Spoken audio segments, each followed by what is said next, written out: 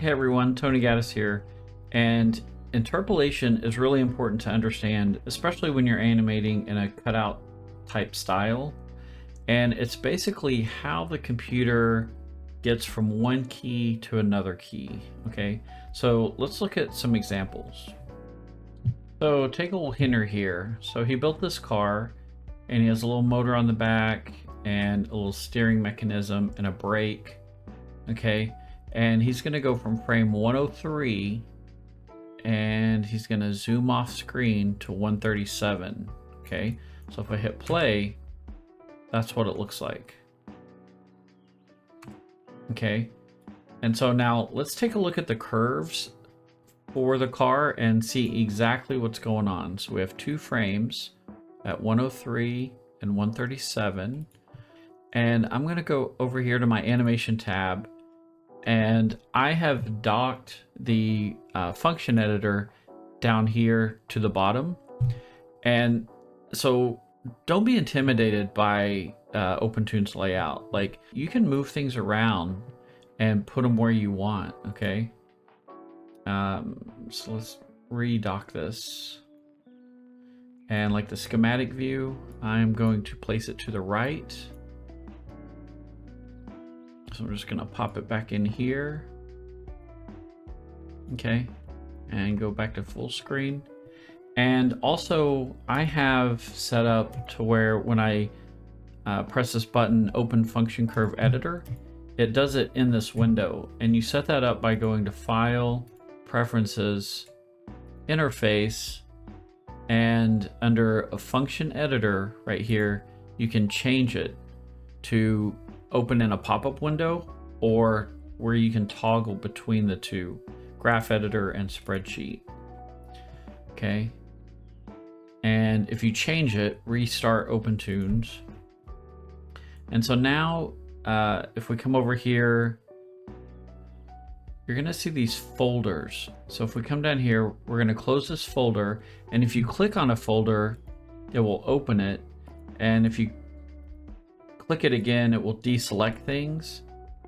And I just want to make this a little more clear, so I'm going to pop it out here real quick just so we can go over some of this stuff. Okay, so don't be intimidated by this stuff. So we're on column 2 and it's called R. So I'm going to open this folder, and here you can see how your animation's moving on the x-axis, on the y-axis, the z, and you can see the rotation and scale. Okay, and if you click one of these and hold down your mouse and drag, it will show everything. And if you want to deselect, you can click one by one, or you can click one of them, hold down the mouse, and just drag over like this, or you can click the whole folder to toggle everything. Okay, so right now we're just going to look at the x-axes. Okay, so I'm going to redock this back down here,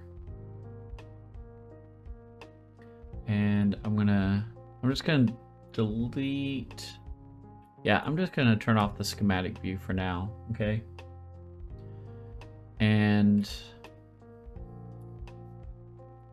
I'm going to come over here to the x-axis, and I just want to show you how you can manipulate these keys. Okay, so right now this is set to slow in and slow out, and you get these little brackets. Okay, and like if I move this key down, he's not traveling as far on the x-axis. Okay, do you see that? He's not going off screen anymore. So I'm going to undo that.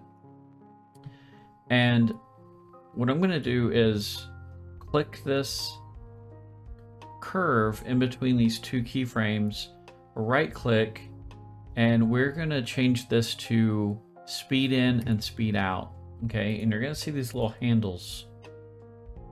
And so these handles can allow you, let's change this one to speed in, speed out. Okay, so these handles can allow you to manipulate the curve of the path of action. Okay, so for example, I still have a key at 103, but if I want him to pull back before the car goes, like anticipate, I can grab this handle and pull it down like this.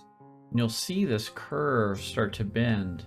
So now from this frame, he pulls back and then he goes off screen.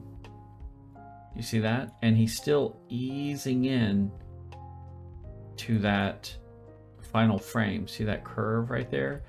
That's a ease in, okay?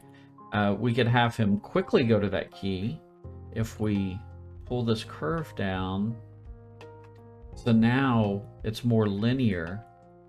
And let's see if we can see what that feels like if we zoom out.